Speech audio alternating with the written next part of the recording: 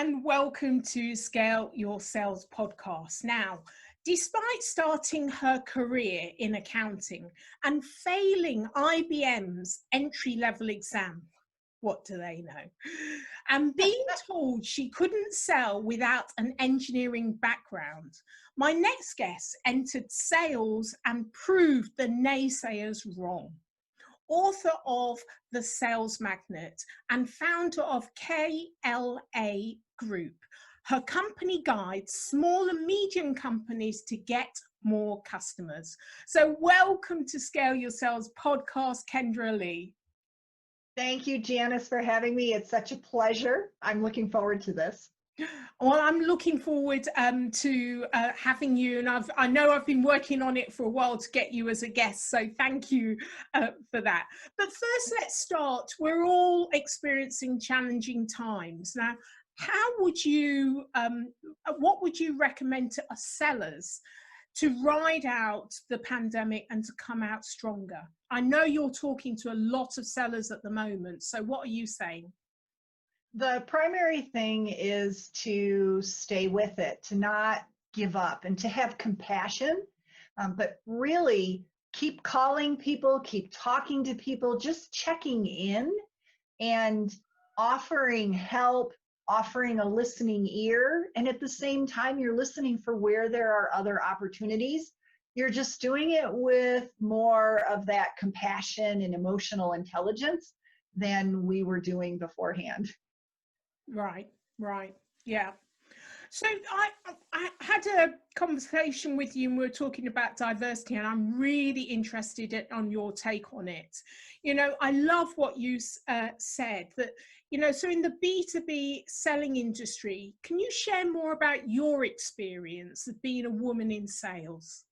Absolutely. And it was funny when you asked me this question originally, I said, you know, I'm not the best person to talk to about it because I don't believe that diversity has to hold you back or should hold you back. I have in my career worked primarily with men of all races and all nationalities, and I've never allowed diversity to hold me back in spite of working with all of these men. Do you want me to share the short story I told you? Yeah, please do. Yes. So in my career, and I won't say which company I was working for, but I was working for a high-tech company. I had a manager at a fairly high level who did not like me. No idea why. I don't know if it was that I was a woman or what, but he didn't like me. And he tried to hold me back. He tried to keep me pigeonholed in my career. And I went to him and I said, hey, this is what I want to do. I really want to be selling at a different level. And he said to me, no, you can go do this other thing. And so I left and I went to a different company. When I went back for my exit interview, he said, well, if I'd known you really wanted to do that, then we could have given you some other type of a position. And it's like, I told you. And I moved on to the next thing. And it's never held me back. I don't allow anybody to hold me back that way. So, how did you develop that attitude? Where did it come from? Was it someone that influenced you? Was it a situation prior to that where you thought, I'm never going to let that happen again? Where does that come from? Early in my career, I had a woman manager who I believe didn't think I could be successful because I had come from the accounting background. And she dismissed me, wouldn't support me, guide me in developing my sales skills. And I just looked at that and I said, I'm better than that. I know I can figure this out. I'm a smart person. I'm very successful in my own right in accounting before I moved into sales. And I'm not going to allow anybody to do that to me. And So I stepped back and put my own plan in place. And believe it or not, listened to a boatload of motivational videos.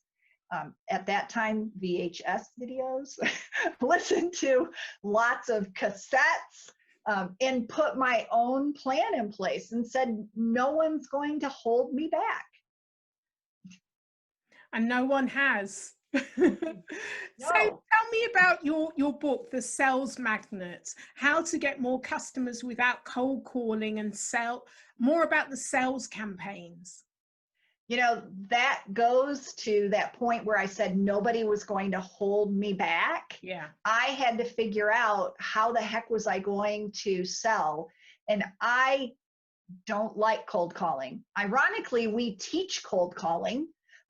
It was never my favorite thing. And I know most business owners that we work with, that's not their thing. They've got an expertise in whatever their business is. So I wrote the Sales Magnet for those people who want to do new business development, but don't really know how to do it. You don't have to cold call. You do have to pick up the phone. I'll never say that. But you can warm up all of your calls, even if it's only on your side that it feels warm. The prospect doesn't yet know who you are. And so the Sales Magnet is all about all the different strategies that you can use to warm up a call before you actually make it. And it uses basic lead generation strategies that you see in marketing.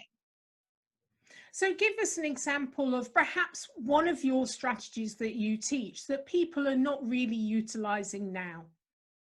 One is all of the fabulous marketing content that they probably have. Even in the smallest companies that we work with, because we work with companies that are from $1 million to 85 million in annual revenue, US. So those are smaller companies, often principal-led sellers. They don't even have a sales team. But they will have blog posts, they may have done videos, they'll have done a podcast like you and I are doing. So they've got all these different ways that they have worked to make their company visible. Those are resources that you can use and send to somebody through a LinkedIn message, not a sales message saying, oh, listen to what we do, but hey, here's an interesting podcast I did on how you deal with selling during a pandemic. Or here's how people overcome diversity, and I thought you would find it of interest. So you've got all this fabulous content, but you don't think to use it to warm up a conversation and get somebody to say, wow, that was really interesting. Thank you for sending it. Great. I'd love to connect and learn, not learn a little bit more about you. I don't want to say that, but I'd love to connect and get to know you. We're connected on LinkedIn. Let's have a conversation. I'd like to hear more about your business, how you've overcome diversity. I really like this because I know, I produce a lot of content, and once a year or so's gone, I forgot that I've got it really. Yes. But it's really great to actually get other people, the people you're targeting, to actually approach you. Which is, I think it's a great, really good strategy, isn't it? Because it's always that fear of you having to go out and contact people, even if they're warm, but you're trying to get them to respond. Well, sending out the content actually enables them to respond back to you. Great Exactly. share. Mm-hmm. And we're not talking about us as much as something that they might care about that would make them want to connect with you. Kind of like at a cocktail party is the way I always describe it. Yeah. I love that. So what inspired you to create the book? Because it's, writing a book is no mean feat, really. What was it? So many of the business owners that we work with find sales and lead generation to be a mystery. They understand the technical side of their business, how to run it, but they don't understand the sales and the new business development aspect. So I wanted to have a resource that I could give actually our clients and use as a tool when we're consulting with them or when we're developing their campaigns to say, here's how we will work with you. Or if you want to go do it on your own, here's the blueprint for how to do it. So it's really a tool. Janice, I am always creating new content. I'm always giving away all my ideas because I can't reach all the people that I would like to one-on-one. So this is my way of being able to do that. It's interesting. Sometimes people are very protectionist about their IP and their content. And I think that's a really great attitude. The fact is you can't get everyone in the world. And most people, they want to know that you know what you're talking about, but they don't necessarily want to do it themselves. Mm-hmm. Exactly. And, you know, nobody will ever be able to do it the exact way that you do. Yeah. So even if one of my competitors picks up the book, they're going to implement in their own way. I just don't look at it as a threat. I look at it as an opportunity to give back and to help people, and the right people will come to us to work with us. So tell me about the range of services. Is it from kind of done for you to the book, do it yourself? How does it work on the engagement and assessment and delivery? Absolutely. We will do everything from defining what your lead generation strategy should be and then doing it for you, implementing it, all the way through training you or your salespeople how to develop a lead generation strategy, your own campaigns, and do your prospecting, through putting your sales process in place for once I've got those leads, how am I going to work them, all the way through close. So do it for you, train you, or consult and coach you. Excellent. Excellent. So what is the one tried and tested strategy that you would offer listeners to help them to scale their sales? Consistency is the most important thing that I see. In my first book, I had one strategy that I recommended for a successful salesperson, and it was called follow up, follow up, follow up. I've evolved further since then to say it's not just following up, it's being consistent in your lead generation, in how you approach your clients, in being authentic to yourself. It's just always being consistent with your prospects and your clients. And when you do that, prospects know they can count on you, and it builds their trust in you and their confidence that you are the person and the company behind you that they want to work with, because they see that consistency. So it may sound simple, but a lot of salespeople fall down on that consistency as they chase the next sale. So being consistent and showing up for your clients and your prospects. There's one thing I often see is that once a seller has secured a customer, then they forget about the customer. They forget about the ongoing relationship, so that they can perhaps upsell and cross-sell and get recommendations, because they're delivering a great ongoing service and nurturing them all the way through the journey. So how do you get your sellers to make sure they continue to nurture the relationship ongoing?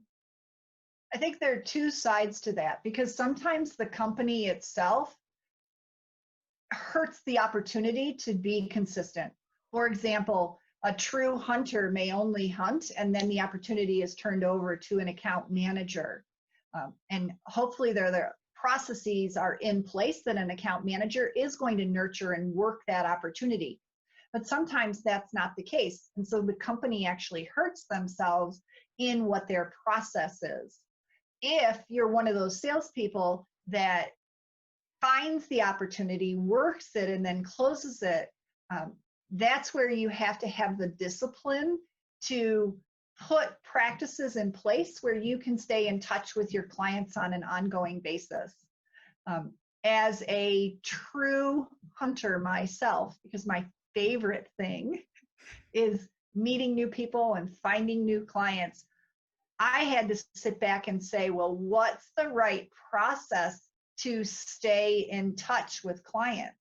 And so what you want to think about is, what's the frequency that I need to connect with them? And then why am I connecting with them? What's the value that I'm bringing to them in that conversation?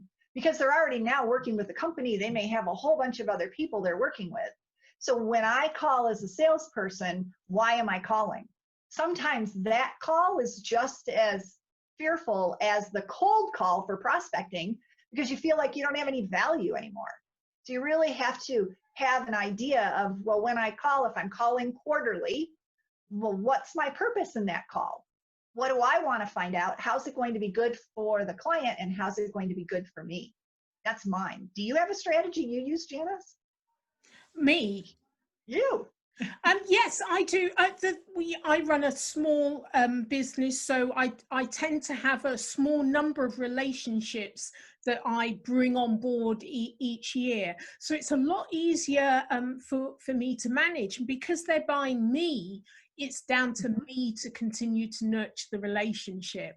I used to have a much larger business, and I felt I like that relationship, that closeness. And, when I handed them over, I didn't feel that, I felt I lost that connection. So this is the way that I've designed the business, to have a small number of relationships that I can really, kind of build over a number of years. And so if you're on a desert island on your own, what's the one thing you take with you, Kendra? So, I can think of lots of different things I would want to take with me. The one thing I believe would be matches. If I can't take my husband, otherwise I would take my husband. I think there was a bit of a backstep. Is he behind camera or something? No, he's not. But you said one thing and not, I was sitting there thinking, I'd really rather have my husband, because it'd be pretty lonely out there. I don't want to turn into Tom Hanks talking to the coconut in Castaway. But I don't know that I would do so well with trying to make fire with 2 sticks. So I think I'd go with matches, because I think I could even catch fish. Yeah. Good for you. So how can listeners get hold of you, Kendra? Through LinkedIn. I am Kendra Lee on LinkedIn, and it is just my name. You can do the LinkedIn and you'll find me easily, but that's one of the best places to connect. And you can send me an invitation. I invite you to do that, or send me a message. Brilliant. Lovely. It's been a pleasure. Thank you so much for sharing your knowledge and experience. I know I'll be putting links in the show notes to your book, and other links of how they can contact you. So thank you so much. It's been a pleasure. Loved having you on Scale Your Sales podcast, Kendra Lee. Thank you, Kendra. You take care. Stay safe. Thank you for having me, Janice. Okay. I appreciate it. Bye.